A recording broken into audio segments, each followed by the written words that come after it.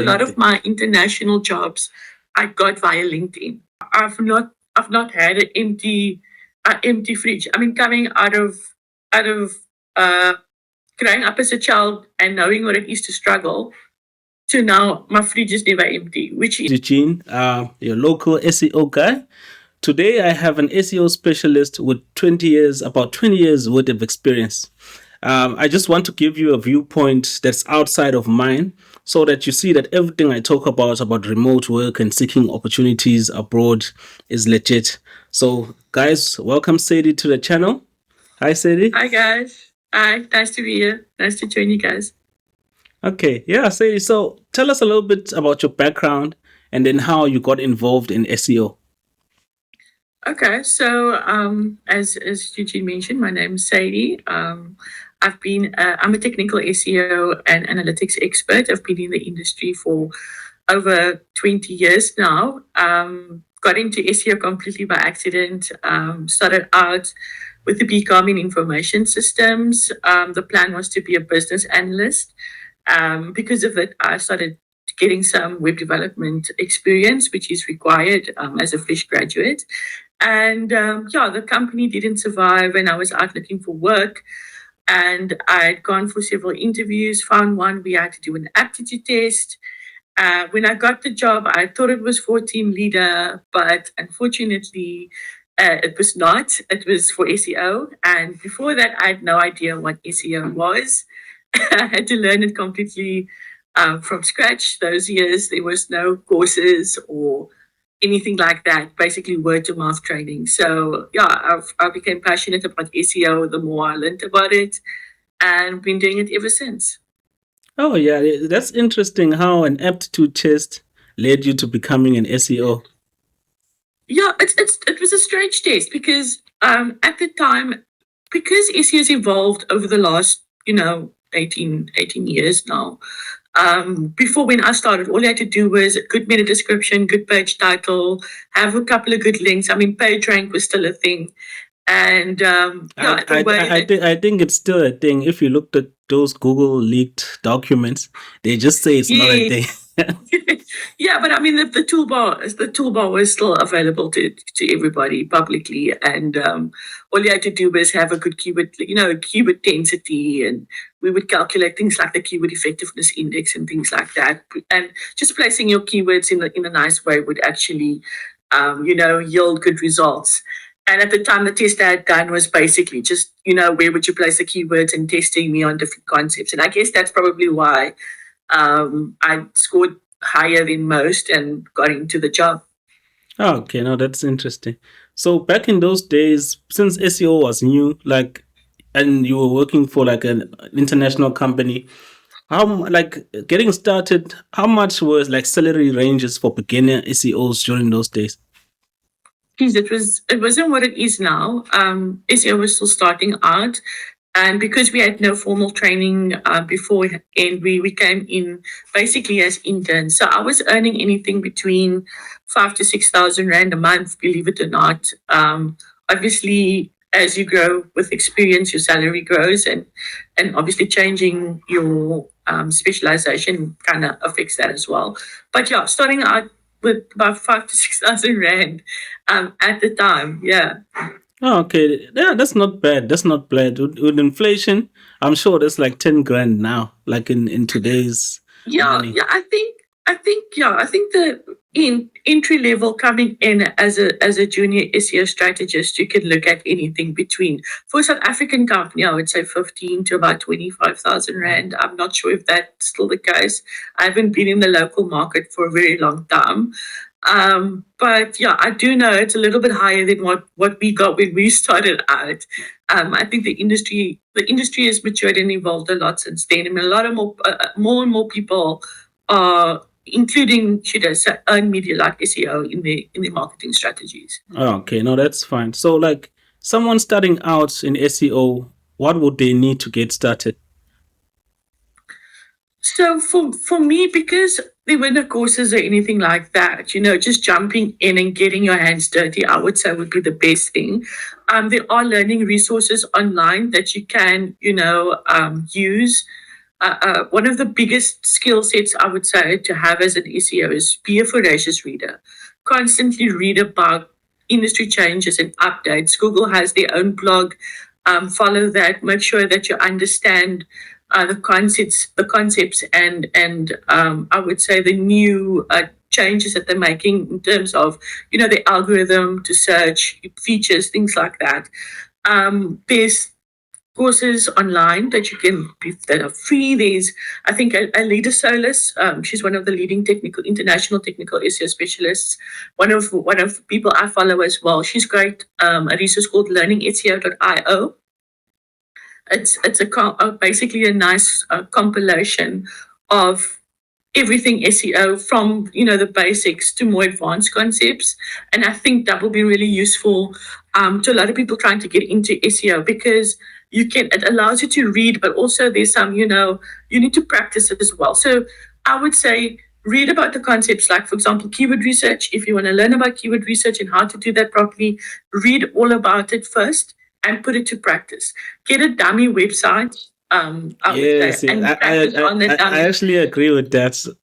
In order Yeah. to, especially if you want to stand out from other applicants for internships, if you already have a Yes. website and you've already been testing out some keyword research tools and you already have like a 100%. general idea and certifications, then you stand out.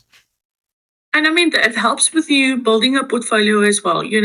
Having this website of your personal project that you can then show for in terms of case studies. Like if there's a question, like, and people, interviewers like to ask this question, like, show me your previous results. And you're like, this is my personal website. You're free to show it because it belongs to you. Sometimes when we work for other agencies, we sign NDAs and we cannot show the work that we've done because we're limited by the NDA. But if you have your own site that you actually have and you're tinkering with, it shows initiative, it shows that you're innovative, it shows your results. So you can pull up Search Console, for example, and say, listen, look, I've actually helped this website grow, my little tiny website grow. This is the revenue I've made from it. This is the leads I've generated, etc., etc. And this will help you kind of put your best foot forward, I would say, to Ah, get, especially if you're looking for opportunities at bigger agencies as well. okay, now that makes sense. Are there any specific courses that you'd recommend or short courses for someone looking to get into SEO? Well, there's so many out there. It's very hard to pinpoint the best ones. I know you, Eugene, you're busy with the course at the moment, so definitely I would recommend Yeah, you guys to do Eugene's course. Eugene is very good at SEO as well. I know this from personal experience. We used to work together. oh yeah, And then I forgot to tell you that we used to work together, and we know a lot of the same people because the yes, SEO industry in South Africa is very it's small. very It's very small. yeah, so you can't go into I would say SEO workshop in Cape Town without bumping into like 20 people that you've worked with before. But Yeah. that's another story for another day. But yeah, so in terms of um, courses as well, the Blue Array has a very good technical SEO course, I would say. I would do a lot of the SEM Rush courses as well. Um, then also good people to follow, Bruce Clay. Yes, he's an old man, but he's been around for a very long time. I would say Lida Solis as well. Follow her too. She's very good in terms of technical SEO and international SEO. So yeah, follow her as well. And then obviously, like I said, keep up to date with Google. Follow their blog, their search blog. Read the guidelines, the webmaster guidelines as well. Very handy, especially when you're getting there's so much information about SEO. So it's very useful to kind of compare notes. Look at what Google's saying, look at what everybody else is saying in the industry, and then you'll start getting a better understanding of how to apply the concepts. Ah, okay, no, that's cool. That's cool. Would you recommend any of those free Google courses or those free HubSpot courses? Because Yes, sure. because they have like a general digital marketing course, Google Analytics course, um, Yes. yeah, Google Tag Yes, I know. Manager. I know Google has their learning platform as well. I think it would be very useful for people coming into the industry starting out to do this Google courses, most definitely HubSpot as well. But yeah, definitely the Google courses. Google has the largest share of the search engine market at the moment. So I would definitely follow what they teach, their practices, because it will affect your performance on other smaller search engines, which mimic Google anyway. Okay, no, that's awesome. I'm gonna stop. Okay, so now we've spoken about new people getting into SEO, how to get into SEO, the different courses that you need, how one needs to do like a lot of reading, because SEO is an ever evolving field. So if you're out of date, you become irrelevant. Your site gets lost in the sea. 100%. Yeah. So basically, can you tell us a little bit about after your first job?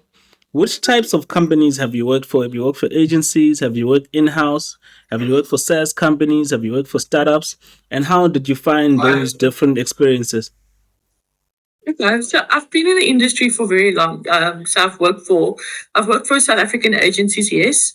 There are some really good South African agencies out there that actually service international clients. So that's also very good for gaining experience working for like Canadian, Australian, or UK based websites. I've also worked for myself as a freelancer, which I still do. And then I worked in house for a UK agency as well. And yeah, I'm currently working for international, remotely for international agency in America. So the difference is basically your thinking board, right?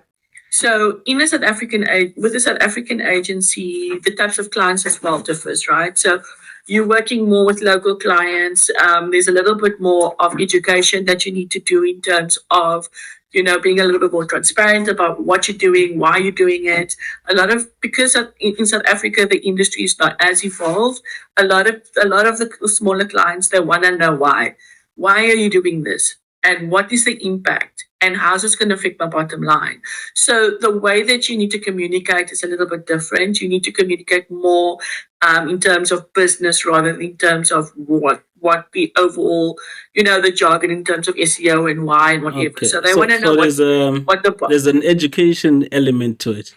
100%, Do you 100%, and okay, do you find that like local companies invest in SEO? Are they willing to invest in SEO? not really. I would say in the beginning, there wasn't a lot of SEO companies that, in terms of from clients that coming into you as an agency, want to invest because there's not a lot of education or understanding around how important SEO actually is. I think it's only now recently, I think over after COVID, a lot of brick and mortar stores have moved or migrated to online, that they're now understanding the importance of SEO. Because a lot of people they think they want immediate results, so they go PPC or paid media or I've whatever. I've experienced that a lot. I've experienced. Yes, so they want, like they know they're putting in money, they're getting out money, they can see tangible results straight away. Where they don't understand that the like earned media, like organic SEO, is where you're actually saving money.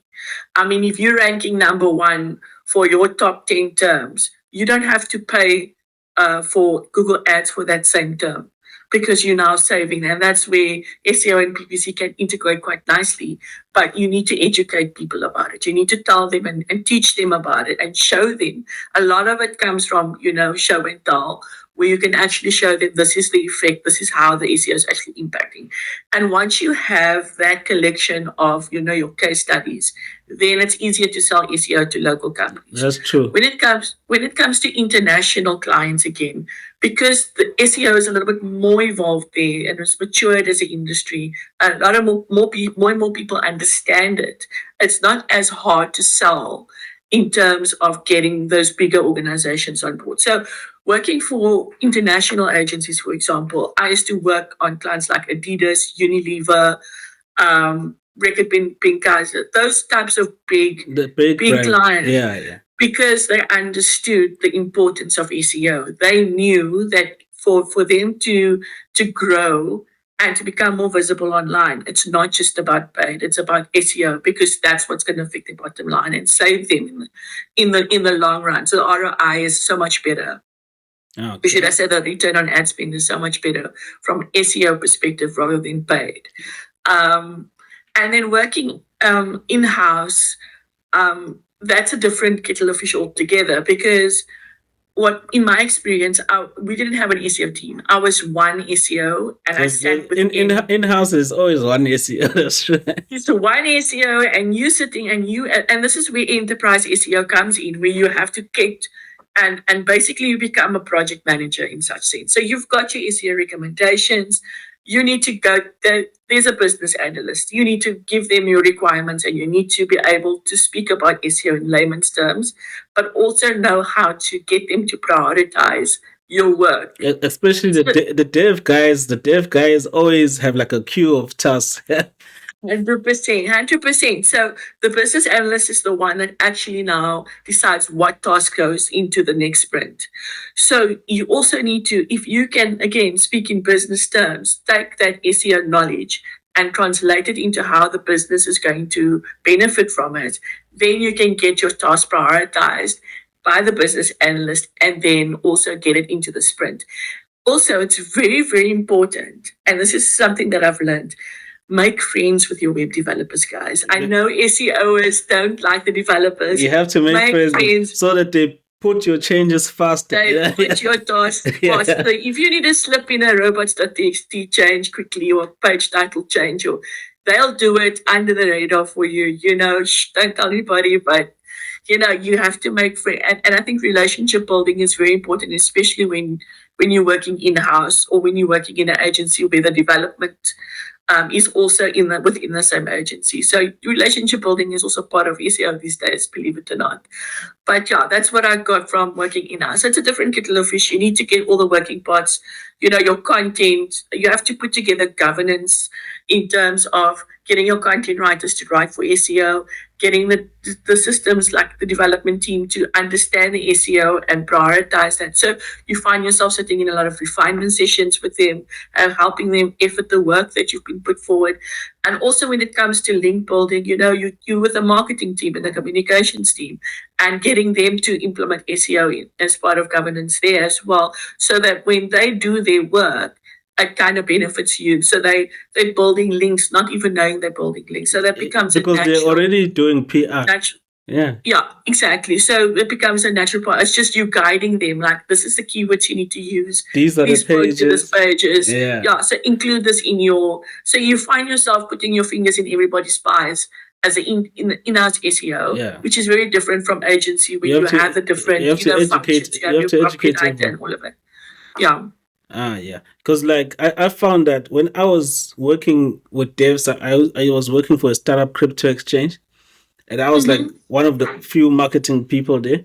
So I was telling the devs because paid ads were banned for crypto in 2018, 2019. So we had to do organic marketing. And I used to tell it was a crypto winter as well, so it wasn't going well. I used to tell the devs, like, if we don't get any traffic, we don't make any money, and we're going to lose our jobs. So Yes. everything that they do, that I do, it's important that they implement my changes because of how it affects the traffic to the website. When they start to understand this, that the relationship between us and them, then we work better as a unit. 100%, 100%. So it's very important that, communication is key. So I would say even going back to section 1, when you were asking me what skills is valuable for SEO is communication, written and verbal communication. Very, very, you need to have that. You need to sometimes be a keyboard warrior, but that's only in special circumstances. Where I mean, otherwise, I would say, it's each different approach depending on where you are in the situation you find yourself in. Yeah, it's better to over communicate than everyone else not knowing what you're doing. 100%. Yeah, and it's easier to get people to buy in. Communication is important because in SEO you need to buy time in order for all your implementations to go through. So like if results only come after 6 months, that means you need to buy 6 months for them not to hassle you and ask you, okay, what's going on? 100%. And that's managing expectations, right? That's managing your clients' expectations. And this is where, when I was talking about getting all the working parts, I mean, especially the people selling the SEO and the account managers and the client services guys, they need SEO training as well. It's not always that they understand SEO. So what I found sometimes working, especially with South African clients, is they sell, or South African agencies, they sell SEO in a way that's not feasible, in a way where they make promises. You can't guarantee anything. They overpromise, and then you end up under delivering. Yeah. Exactly. And then you find yourself as a specialist having to pull magical rabbits out of your hat. And it does get a bit hectic when you have an account manager or you have a client services person not properly managing expectations, because it does take time to see results. Sometimes it's immediate, sometimes it's not. It depends how often Google or how Google views your website, right? So that's the only other point. So now we've spoken about like the different types of SEO work in agency, in-house, and then the expectations and client management and what's expected of an SEO, the skills required. So as I said earlier on, that you've got about close to 20 years of experience in SEO. And most of your experience, half of it at least, it's been with international clients. So, Yeah. like most people would like to do, and you've been in SA. Have you ever moved overseas? No, but I've traveled a lot for work. Oh, okay. So, so you've gotten international roles while still being based in SA. Based in South Africa. So yes. that's the trick now, because now it gives you the advantage of earning in a stronger currency while still 100%. enjoying the lifestyle it affords you in SA. So my question is, how do you land international clients? How do you attract them? Which services or platforms do you use in order to gain these interviews or jobs? Okay, so in my personal experience, the way that I started out, let's take this a step back. So not to bring race into it, but as a person, as a woman already, you need to work twice as hard as your male counterparts. As you know, SEO is mostly dominated. It's a male dominated, especially your field, technical SEO. Technical SEO. It's very male dominated. So as a woman, you have to work twice as hard. As a woman of color, you have to work 3 times as hard. It's not always that you get taken seriously, especially when you in the position that you are. As like I said, as a woman of color, you it's not always that you're taken seriously. So I had to work really hard to be better than my counterparts, right? My male counterparts or my white male counterparts, especially. And I think that is what stood out.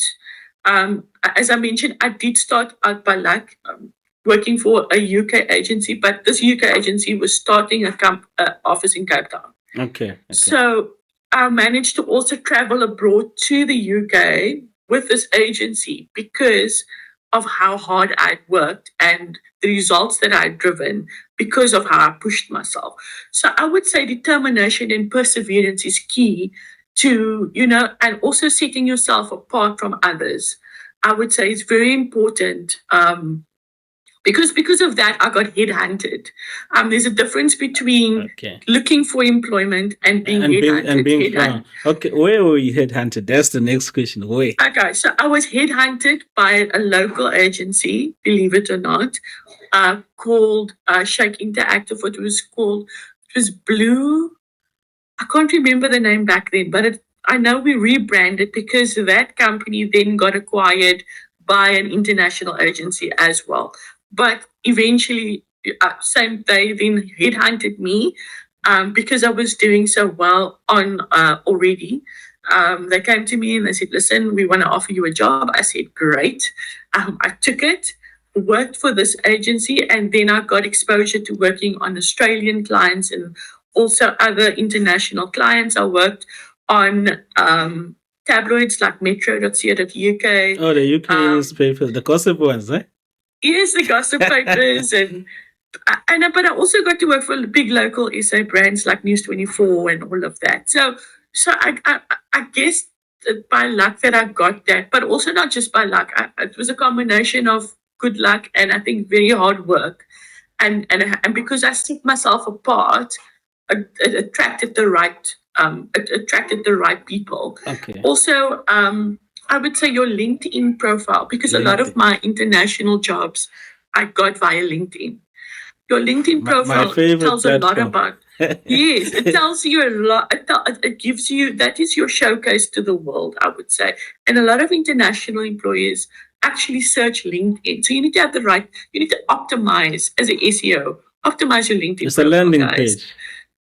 That is your personal brand. You need to optimize your personal brand. I mean, if you take my first name, just my first name, and you put it into Google right now, you'll just find me, because I optimized my brand. Like you, that is how you need to set yourself apart, guys. I mean, if you don't, you just get it, because the industry is becoming saturated. You need to It is stand out becoming saturated. somehow. You need to market yourself somehow. You And need to you need and to it's market yourself. Yeah. mm, it's inbound marketing. When you market yourself through your LinkedIn profile, you optimize Mhm. all your websites to show up like you can be specific on how what you want to show up when people search for you. Yes, you can. It's called online reputation management. It's Yeah. one of the basics of SEO. It's like you know what you want on the top on the first page, and you know what you want to hide, and you block the stuff you want to hide, and or you can even Google bomb the pages You that you Google don't bomb it, want. that's true. You push it down to the third page. Push Yeah. it down, Yeah. but it's that's part of life. It's part of your industry. If you can do something like that, like again, you're standing apart. You're showing us off your skill set. And that's what I think attracts international employers. It's basically looking at who you are as an individual, and how well you do your job at the end of the day. In terms of where to look besides LinkedIn jobs, I would say SEOjobs.com is a very good platform where you can apply. There's Glassdoor. There is We Work Remotely. So you can. I know of So it's people SEOjobs.com, Glassdoor, and we work who remotely. work remotely. Yeah. Okay. So I know of That's gonna people be that, very helpful for a lot of guys.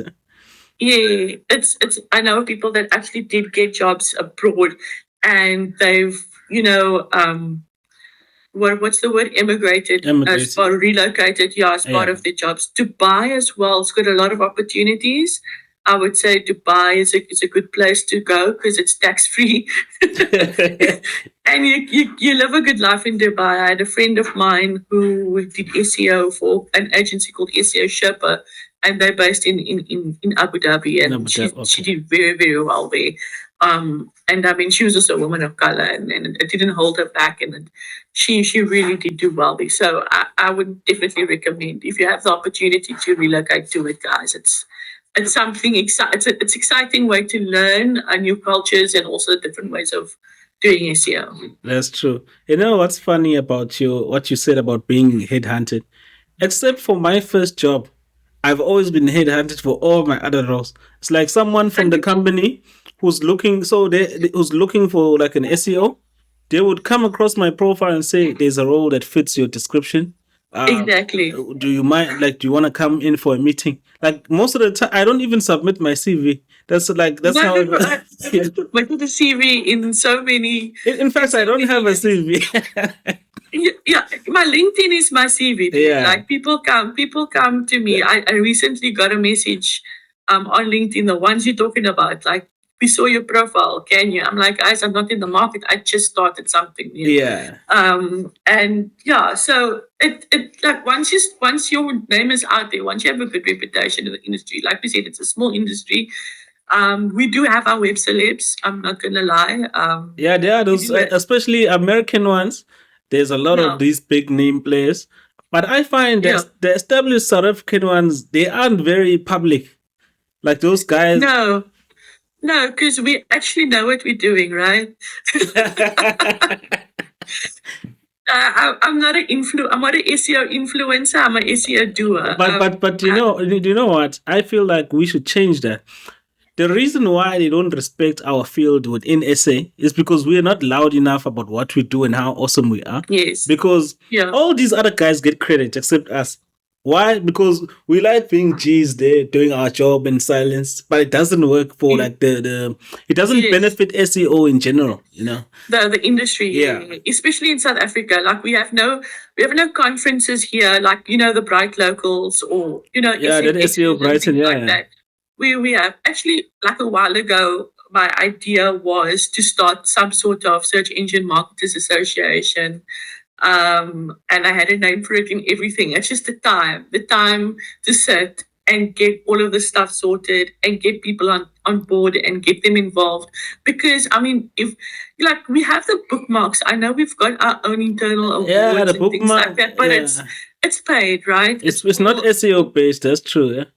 It's also not just a SEO. So, like, I've got friends that won like silver pixels or gold pixels or whatever it is that you win at the bookmarks. But at the end of the day, it's not SEO based. We need something that is going to shed a light on our industry and what it is that we do and how to grow it, especially with the advent of AI and everything that we can do now. I mean, ChatGPT is going into search, guys. Search GPT is going to be a Search thing, GPT is, yeah, it's already on Bing, and so yeah. yeah, so yeah, we've got this generative AI happening, and there's another evolution in the step of the industry, and we've gone through so much in the last 20 years. Like I said, beginning all you needed was a good It, page it, title was- description. it was Now easy, it's yeah.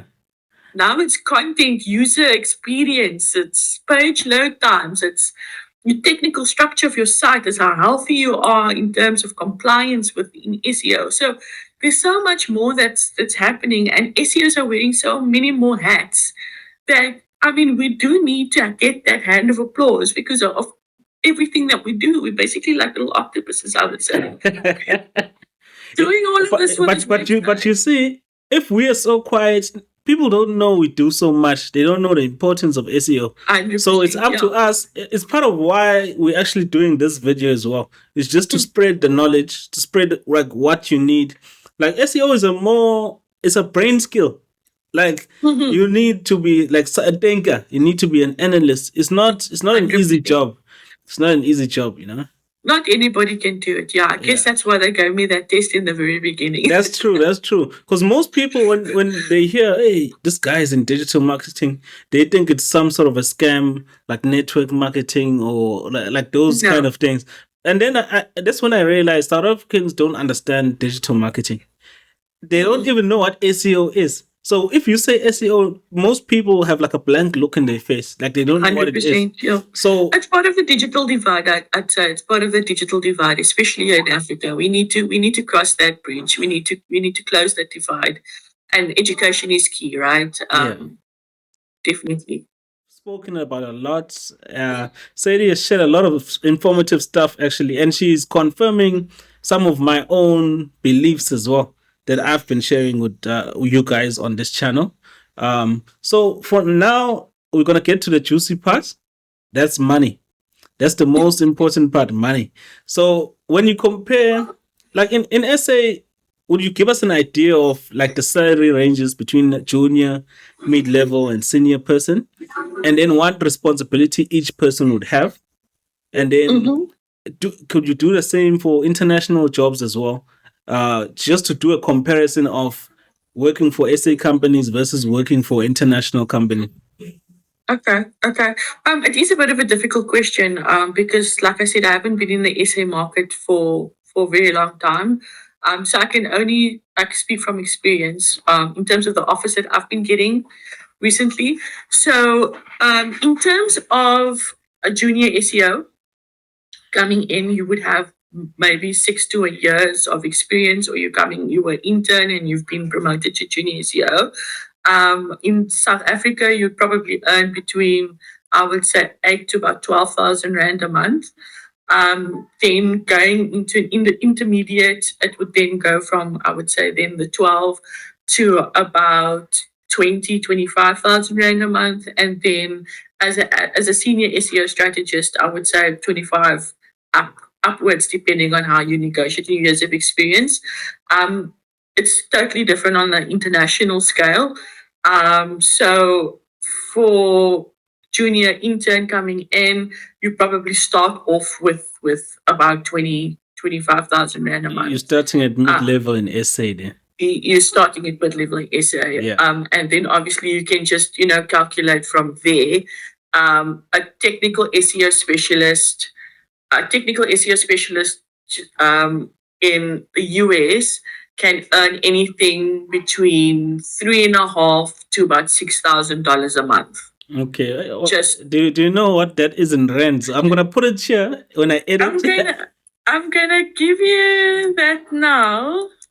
Let me tell you. So that's about $3,500 is about $61,000 rands. To 61,000 rand. 61,000 rands, yes, and then about 6,000 is 105,000 rand. So between 60 and 100,000. That's for mid-level, right? So that's it. I would say experienced technical SEO. For experience, internet. If you're living in SA and getting international. If you're living in SA, but remember that's tax free. A lot of these companies, because they're not registered in South Africa, you don't pay. You're responsible for your own. You pay. It's like you're a consultant. Yeah.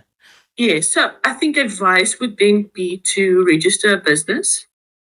If you're going to be employed, have your employer pay your salary through your business, and you will then save on pay as you earn. Because remember, pay as you earn's percentage is a little bit higher for that level of salary than if you had to pay income tax for your business.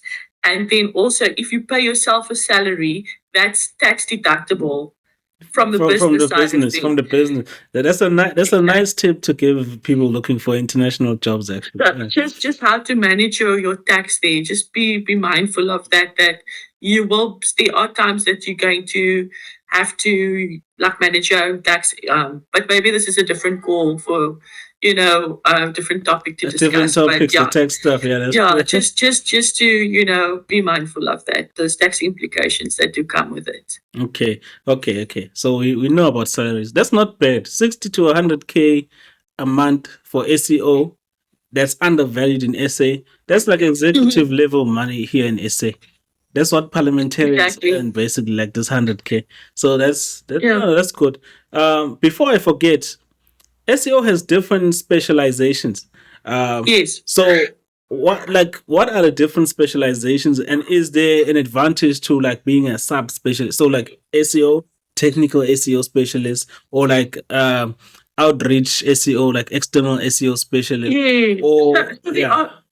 Sorry to break you. Did I finish your question? No, you know the question. Okay. So yes, it's just like the medical field. I would say you have your GP, which is your generalist SEO. Yeah. They touch on everything: content, tech, outreach, all of that. So that's your generalist SEO. So that's your I would say your equivalent of a GP. Then you have your specialist, right? You have your a technical SEO specialist, which I am. So I specialize in the structure of the website, all the technical considerations, making sure the website is structurally sound. I look at accessibility, I look at user experience, I look at architecture. And also sometimes you do touch on analytics tracking and in custom event tracking in Google Analytics and building Looker Studio dashboards. But that's only if it's part of your job role. Your job description. Or you just give a dev to do that if there is one.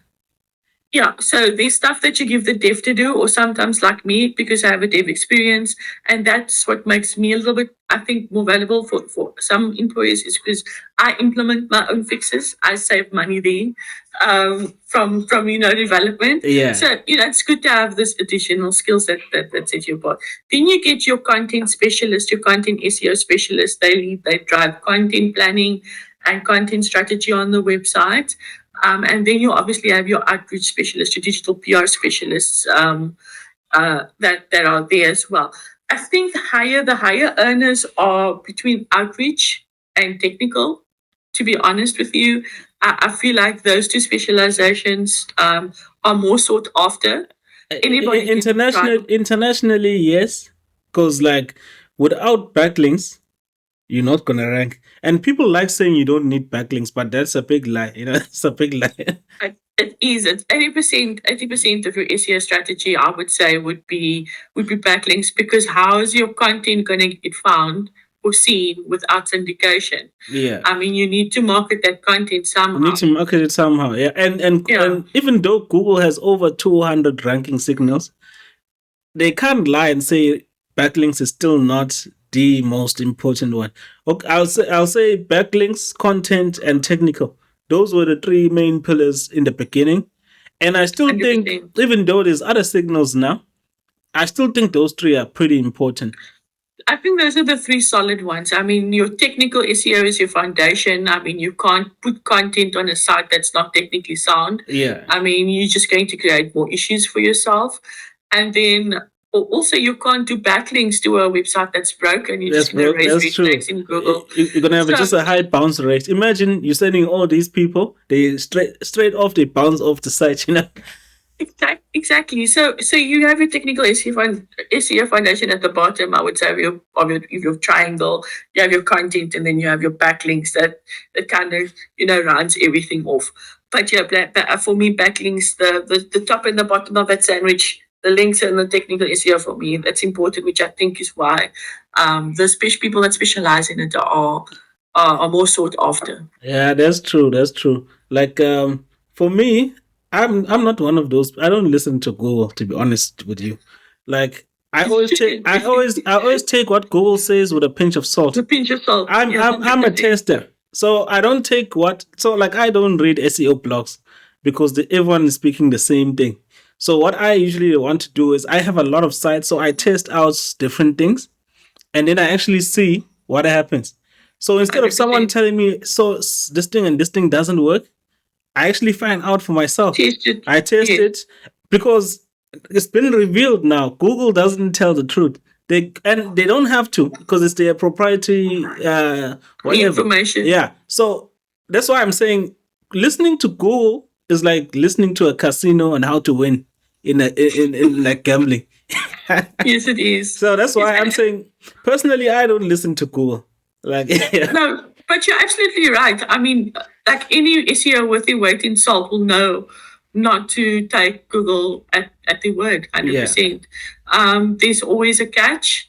So don't make a deal with the devil by listening to Google. But yeah, like you're absolutely right, Eugene. Take it with a pinch of salt. Testing is very important. Yeah. A lot of people don't understand how to test in SEO, to be honest. Yeah. The thing is, you can't. So, like, if you're an agency, you can't test on client sites. That's why you need to have your own sites on the side that you can do all this testing on. Because you can't be doing live testing on client sites. On client sites, yeah. Exactly.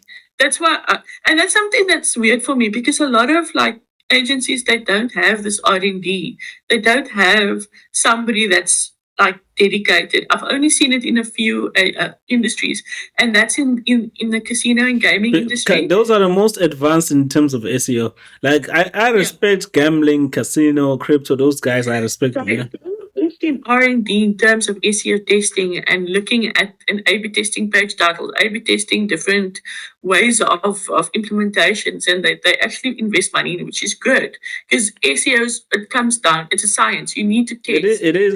And that's how you learn as well. Yeah.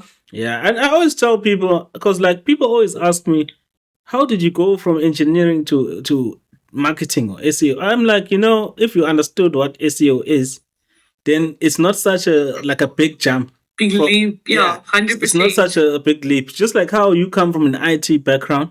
So I feel like SEO is more suited to more technical people. 100%. Yeah. I would say that, yeah. Definitely without a doubt.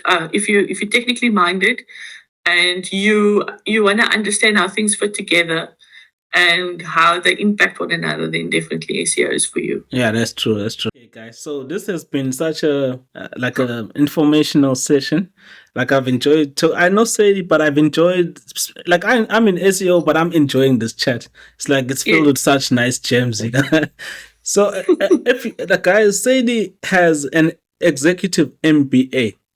So that's like a high level of education for our technical field. Would you tell us what was your thinking behind getting an MBA whilst being an SEO? Okay. So an MBA was always on my bucket list, to be honest with you. I've always wanted to get my master's. in business administration because in addition to loving SEO, I'm also have a bit of an entrepreneurial spirit. So my whole goal is to start my own SEO agency, which I'm currently busy building on the side. But also the MBA, it's very good and helpful for you to understand the business world and look at things from a holistic standpoint. Look at things from that bird's eye view and understand how, like I said, all the working parts come together in a business.